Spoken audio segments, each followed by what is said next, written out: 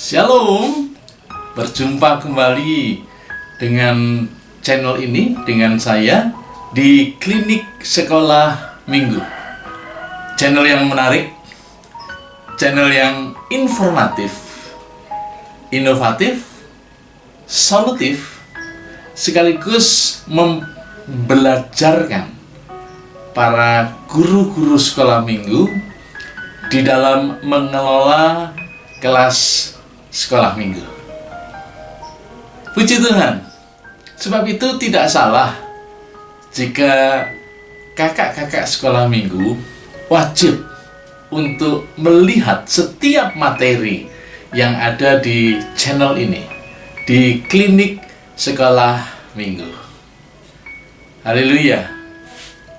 Kakak-kakak masih ingat alat peraga apakah yang menarik sekaligus bisa membantu anak di dalam mengingat pelajaran dalam jangka waktu yang cukup panjang? Pelajaran yang pernah disampaikan, kira-kira alat peraga model apa? Ya, alat peraga yang kita pergunakan adalah sesuatu atau benda atau apapun itu yang ada di sekitar atau dekat dengan anak-anak. Ketika alat peraga itu kita pergunakan menjadi alat peraga dalam menceritakan atau menyampaikan firman Tuhan, alat peraga itu tentu saja sangat mudah diingat dan diingat oleh anak dalam jangka waktu yang cukup lama. Dan itu sangat membantu sekali kakak-kakak guru sekolah minggu di dalam penyampaian cerita, berita, firman Tuhan untuk anak-anak sekolah minggu. Nah, kakak-kakak, kali ini agak unik. Kita akan mempergunakan alat peraga yang kita ambil dari dapur. Maaf, bukan kita ambil, kita pinjam dari dapur. Ya, tentu saja minta izin dulu sama mama, ya. Minta izin dulu untuk meminjam alat-alat ini, alat-alat dapur ini untuk kita pergunakan sebagai alat peraga. Tapi tenang saja, tidak semuanya, pasti tidak semua alat-alat dapur kita pergunakan menjadi alat peraga. Yang kita butuhkan kali ini adalah ember, panci, wajan, serta kompor. Hehehe, menarik ya. Wah, kira-kira untuk apa dan ceritanya bagaimana? Nah, kakak-kakak guru sekolah minggu yang luar biasa, ikuti terus ya, ikuti terus materi ini, ikuti terus video ini, dan jangan lupa bagi kakak-kakak yang belum subscribe ya, cepat subscribe ya. Tekan itu yang warna merah itu ya, subscribe yang warna merah, tekan menjadi hitam ya. Lalu kemudian jangan lupa di samping subscribe-nya itu ada belnya. Nah, itu juga tekan belnya sampai menjadi hitam ya. Kenapa itu penting? Karena ketika nanti kakak menekan bel itu dan mengubah bel itu menjadi hitam, maka kakak adalah orang nomor satu ya. Orang nomor satu yang menerima setiap video-video yang terbaru, video pembelajaran dari Klinik Sekolah Minggu yang terbaru itu akan sampai notifnya, pemberitahuannya kepada kakak-kakak ya. Lalu jangan lupa juga ya, like juga ya, tekan jempolnya itu loh ya. Nah, kalau video ini sangat memberkati, share ke teman-teman kita yang ada di seluruh pelosok Indonesia ini ya, sehingga mereka pun juga menerima materi pembelajaran ya, dan teman-teman kita, para guru-guru sekolah minggu yang ada di seluruh pelosok negeri ini terberkati. Ya, puji Tuhan.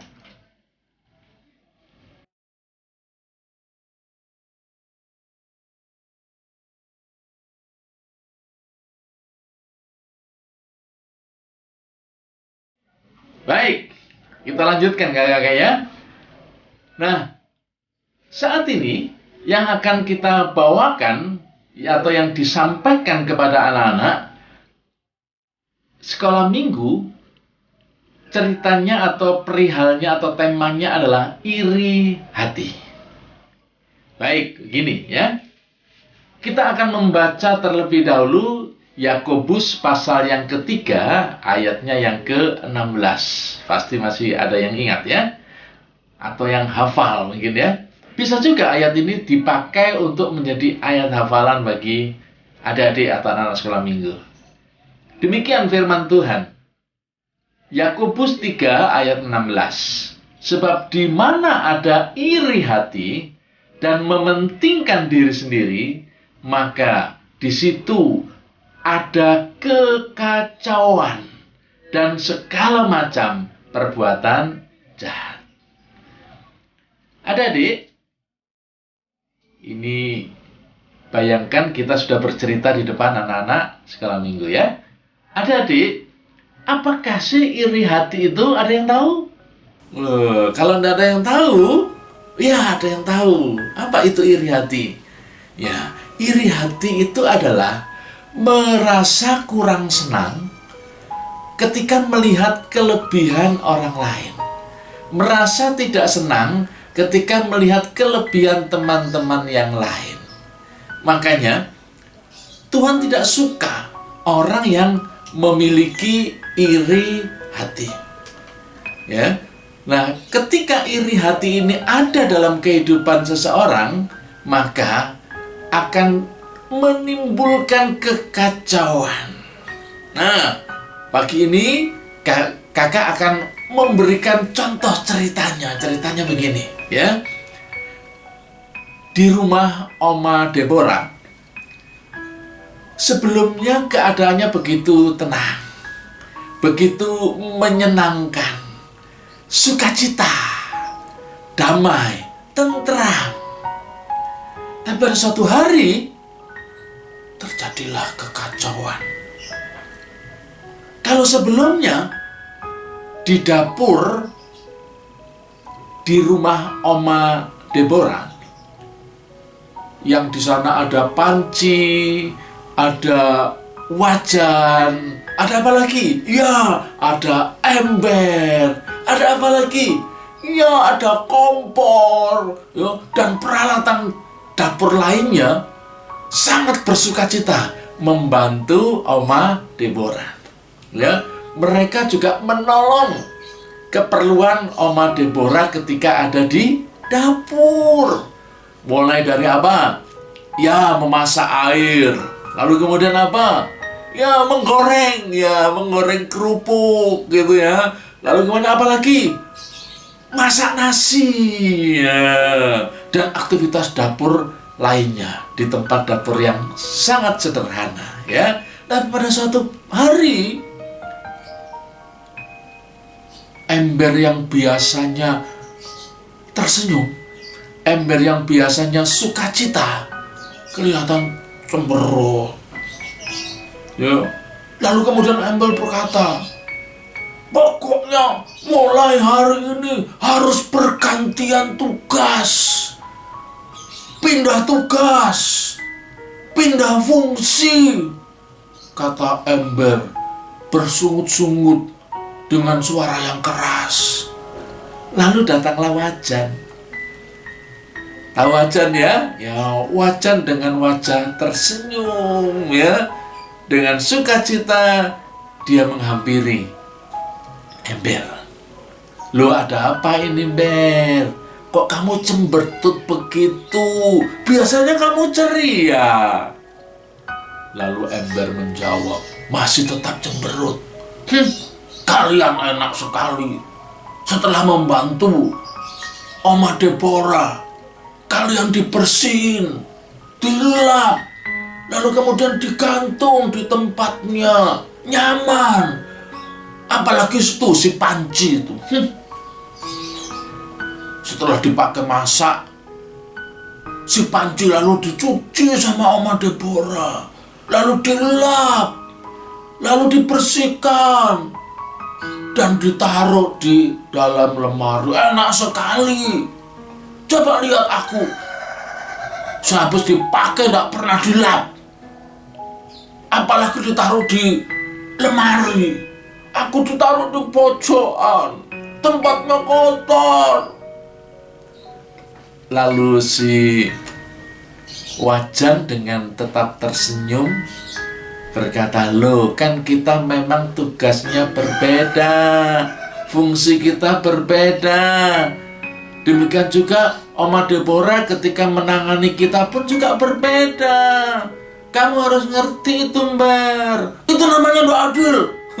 Kata si Ember begitu. No, itu nggak adil, itu nggak adil. Oleh sebab itu kita harus berganti tempat, kita harus berganti tugas, kita harus berganti fungsi. Wah, adik-adik, kira-kira bisa nggak berganti? Kalau berganti tempat mungkin bisa ya, tapi kalau berganti tugas, nggak semuanya bisa. Betul nggak? Dan itu nggak mungkin. Tapi si Ember tetap ngotot. Pokoknya harus berganti tugas, berganti tempat, dan aku mau menggantikan si Panci.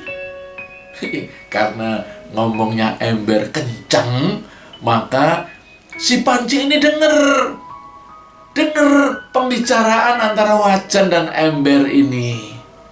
Karena si Panci ini tidak ingin timbul keributan, maka ia mengiyakan, dia mau saja apa yang diingini si Ember, apa yang dimaui si Ember.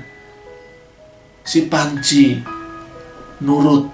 Ya, meskipun itu tidak mungkin, karena bisa mendatangkan masalah. Betul enggak? Iya.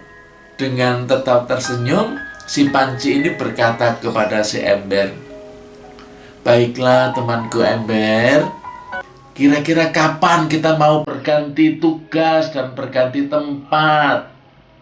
Si Ember tetap menjawab dengan suara yang tinggi, yang keras, yang ketus. Malam ini. Kaget si Panci. Maka berpindahlah tugas malam itu.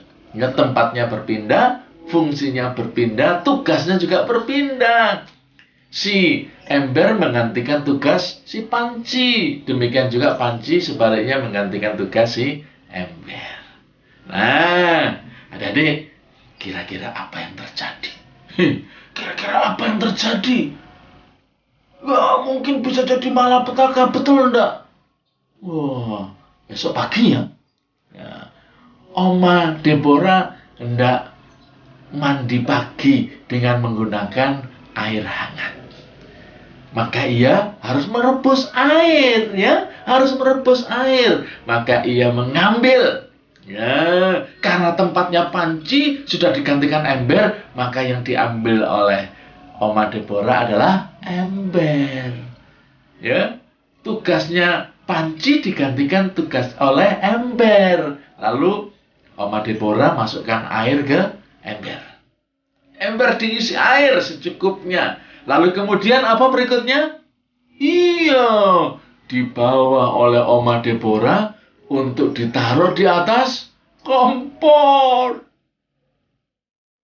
Setelah ada di atas kompor, kompornya dinyalakan. Cetik. Apinya menyala. Pertama kali hangat, tapi lama-lama tambah panas. Lalu akhirnya si Ember teriak, aduh, panas. Ember beling satan sambil teriak-teriak. Dan akibatnya apa? Iya, Ember badannya penyok. Penyok kena api. Badannya penyok. Oma Deborah bingung. Maksudnya ndak mandi, tetapi ndak bisa. Karena apa? Tempat yang dipakai untuk merebus air penyok. Kacau. Ember jadi penyok. Dan Oma Deborah nggak bisa mandi. Makanya adik-adik, ya, benar firman Allah tadi mengatakan apa? Firman Tuhan mengatakan apa? Dalam Yakobus pasal 3 ayat yang ke-16. Di mana ada iri hati dan mementingkan diri sendiri, rupanya Ember iri hati dan mementingkan dirinya sendiri.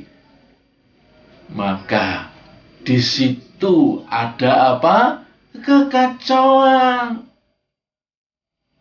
Iri hati atau merasa kurang senang melihat kelebihan temannya, ya, ember merasa kurang senang melihat kelebihannya Panci. Dan saat itu ketika berpindah tempat karena ember iri tempatnya si Panci, akibatnya apa? Kacau. Nah, siapa yang di sini masih ada yang iri hati sama temennya? Hehe, iri hati sama kakaknya. Ayo, jangan iri hati, ya. Kalau Tuhan memberkati teman atau kakak, nanti pasti adik-adik juga akan diberkati oleh Tuhan, ya. Kalau ada teman yang lebih pinter, ya belajar adik-adik biar juga lebih pinter, jangan iri, ya. Belajar juga biar juga lebih pinter juga. Nah, kakak-kakak begitu, ya. Contoh ilustrasi dengan tema atau contoh alat peraga dengan tema iri hati, ya. Di dalam setiap video saya selalu saya katakan bahwa apa yang saya berikan alat-alat peraga itu adalah contoh, sedangkan yang lain kakak-kakak bisa mengembangkan. Ini semacam idenya, lalu kemudian kakak-kakak bisa mengembangkan ide itu dengan cerita dan kisah atau yang ada dalam firman Tuhan yang lain. Demikian video pembelajaran alat peraga pada saat ini.